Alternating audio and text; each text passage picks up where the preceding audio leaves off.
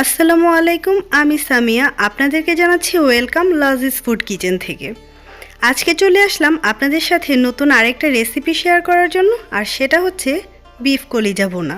Beef কলিজা ভুনা করতে কম বেশি আমরা সবাই জানি, তবে আজকের এই রেসিপিটা স্পেশালি নতুন রাঁধুনিদের জন্য। নতুন রাঁধুনি যারা, তারা অনেক সময় অনেক রান্না নিয়ে বিভ্রান্তিতে পড়ে যান। তাই আজকে আপনাদের জন্য আমার এই রেসিপিটা খুব সহজ ওয়েতে দেখানোর চেষ্টা করব। তাহলে চলুন শুরু করা যাক। এইখানে আমি 1.5 কেজি বিফ ফ্রেশ কলিজা নিয়েছি। এখন এটাকে আমি ছোট করে টুকরো টুকরো করে কেটে নিব। ঠিক এইভাবেই ছোট করে টুকরো টুকরো করে কেটে নিব। এটাকে আমি ধুয়ে নিয়েছি। এখন চুলায় একটি প্যান বসিয়ে এতে আমি কলিজাগুলো দিয়ে দিলাম। তারপর দিয়ে দিব পর্যাপ্ত পরিমাণে পানি। ততটুকু পানি দিবেন যেটুকু পানিতে কলিজাগুলো ডুবে থাকতে পারে। ব্যাস, এখানে আর কিছুই দিতে হবে না। এভাবেই কলিজাটাকে আমি ভাপ দিয়ে নিব। জাস্ট আমার পানিটা বলক উঠলেই এটাকে আমি ছেঁকে নিব। তো দেখতেই পাচ্ছেন আমার পানিটা পুরোপুরি বলক উঠে গিয়েছে। এই পর্যায়ে আমি কলিজাগুলোকে ছেঁকে নিব। এর থেকে বেশি ভাপ দেওয়ার কোনো প্রয়োজন নেই। তো আমি কলিজাগুলোকে ছেঁকে আবারও পরিষ্কার পানি দিয়ে কয়েকবার করে ধুয়ে নিয়েছি। এখন আমি চলে যাব রান্না করার জন্য।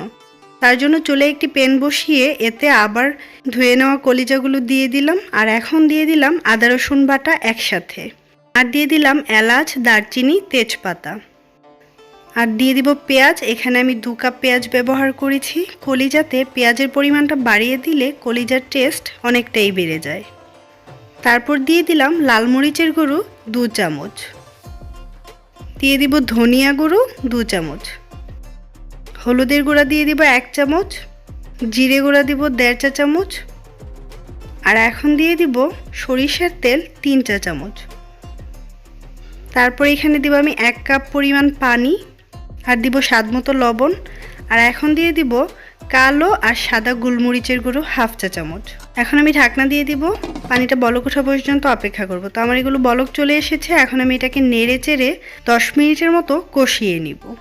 10 মিনিট কষানোর মধ্যে আমি 2 একবার এটাকে নেড়ে দিয়েছি, না হয় নিচে লেগে যাওয়ার সম্ভাবনা থাকবে। তো 10 মিনিট কষানোর পর আমি এতে দিয়ে দিলাম পরিমাণ মতো পানি। পানি দিয়েও এটাকে আমি আরও কিছুক্ষণ রান্না করব, যতক্ষণ না আমার কলিজাগুলো সেদ্ধ হয়ে যাচ্ছে আর ঝোলটা মাখা মাখা হয়ে আসছে। তো আমার ঝোলটা কিন্তু একদম মাখা মাখা হয়ে গিয়েছে। এই পর্যায়ে আমি কলিজাটাকে বাগার দেওয়ার জন্য অন্য আরেকটা প্যান বসিয়ে এতে দিয়ে দিলাম আবারও কিছুটা সরিষার তেল।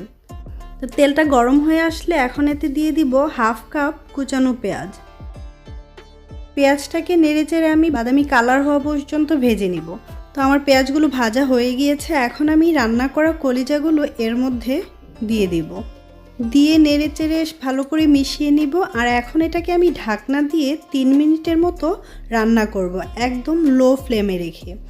এতে করে তেলটা উপরে ভেসে আসবে আর সুন্দর একটা ফ্লেভার যুক্ত হবে।